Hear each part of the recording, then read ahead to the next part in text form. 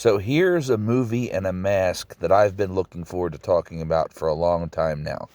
This is an ECLS Rabbit in Red Dream Sequence Rob Zombie's Halloween 2 mask. Not only is it my favorite mask from Rob Zombie's Halloween 2, it's also my favorite mask from either of the Rob Zombie Halloween movies. There's just something about the look of this mask with the blood-soaked right side of the face after the conclusion of the previous movie.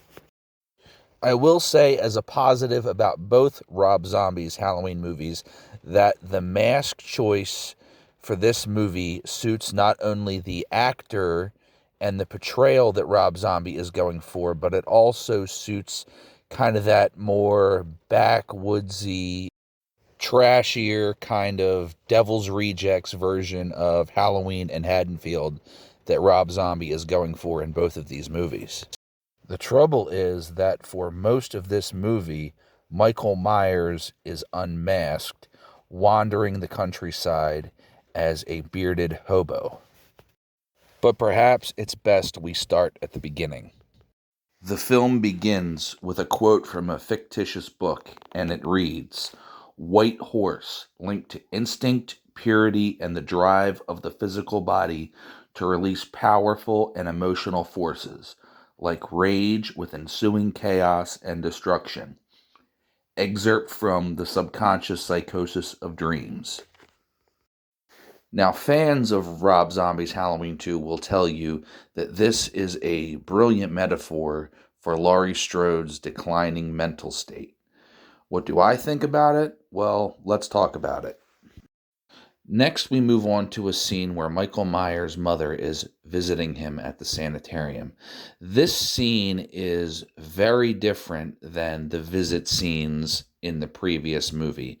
It's much happier, it's much more lighthearted, and it doesn't really fit with what we saw in the previous movie of this very damaged, very distraught, PTSD having mothers very much struggling with everything that has happened, and her son shutting down and stopping communicating, and this very, very broken woman that we saw in the first movie. It's a very different kind of visit.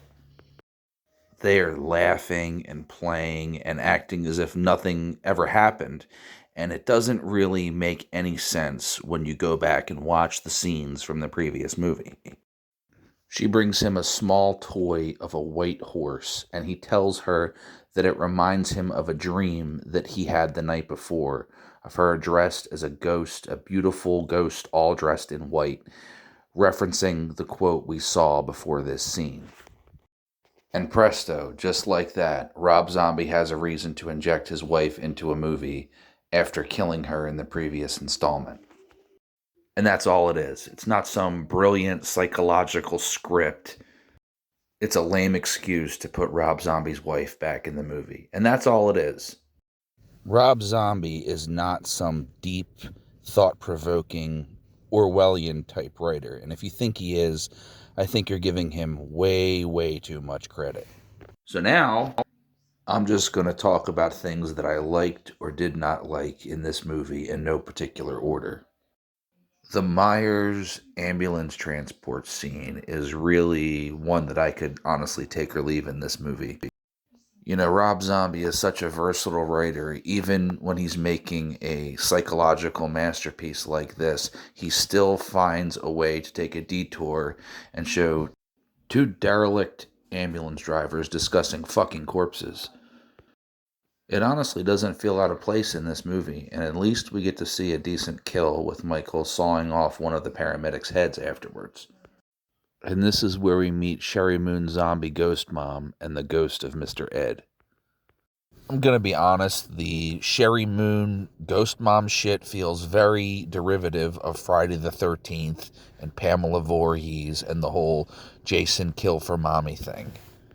Her standing around all wide-eyed trying to look creepy and everything, it doesn't really work for me. Some people love it, but it just doesn't work for me. Either way, buckle up for it because you're going to be seeing a whole lot of it in this movie. That and probably the blandest, most monotone child actor in the history of the world playing young Michael Myers. From here, we move on to the hospital scene, which is probably the most enjoyable scene in the entire movie for me, following much of the same beats as the original Halloween 2. Some nice kills, a nice chase sequence, and of course, this is the part of the movie where you see the mask in this video. This mask looks absolutely sick in this scene out in the rain towards the end of this sequence. It's sort of a rushed Cliff's Notes version of the original Halloween 2. And then after all of that, you find out that this has been a 20-plus minute dream sequence. Are you fucking kidding me? Fans of this movie will make it like that's not a big deal, but it's a very big deal. Trick dream sequences in movies are bad enough. When one is that long, that's got to be some kind of cardinal sin of filmmaking.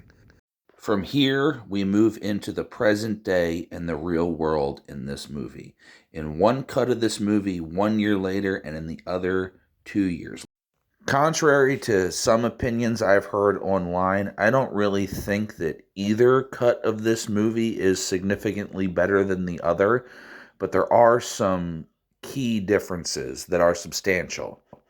The theatrical version of this movie seems to be a little neater and more streamlined and more digestible, and the director's cut of this movie delves much more into the mental state of Laurie Strode.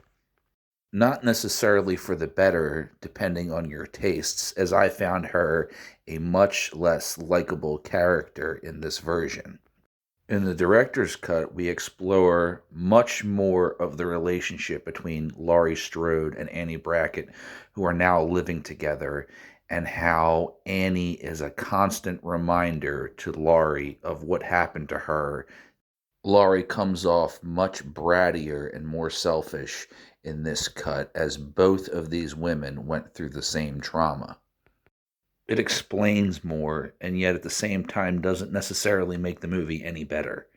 Jumping into some positives here, there are actually some really cool visuals in this movie.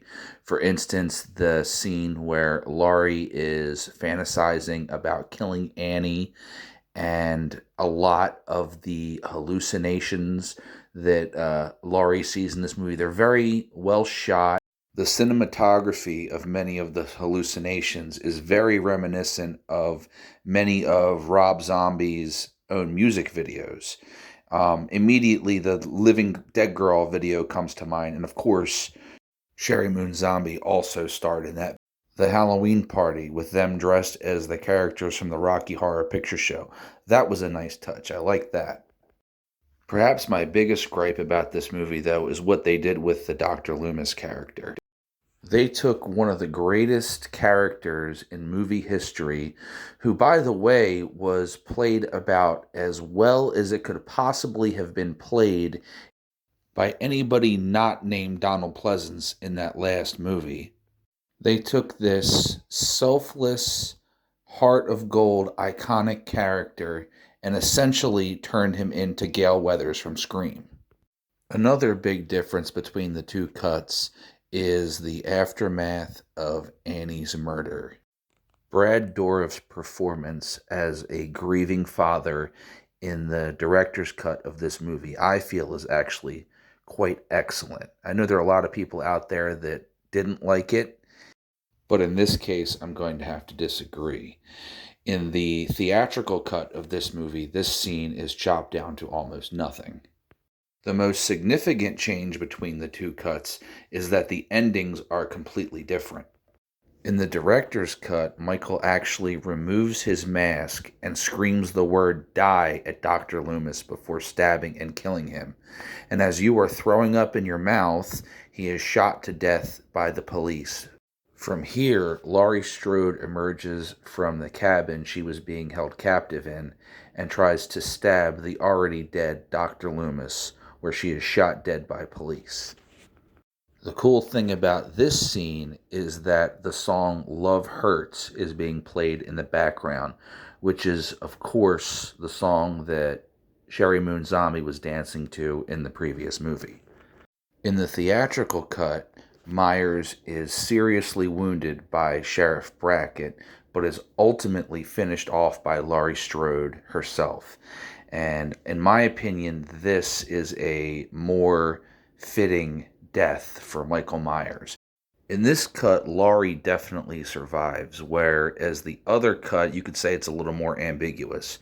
But both cuts end with a shot of Laurie sitting in a sanitarium being visited by her mother.